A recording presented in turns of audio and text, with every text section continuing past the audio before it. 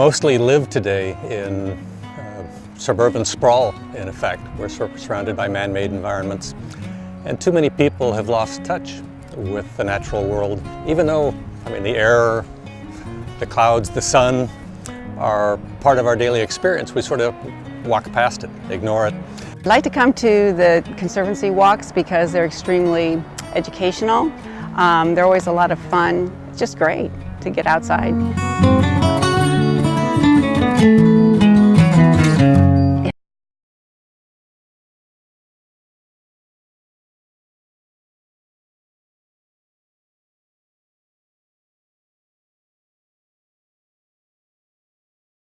Laziness.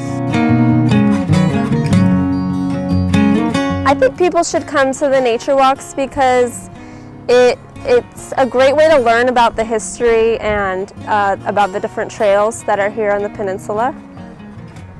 And you get to meet really great people and have fun.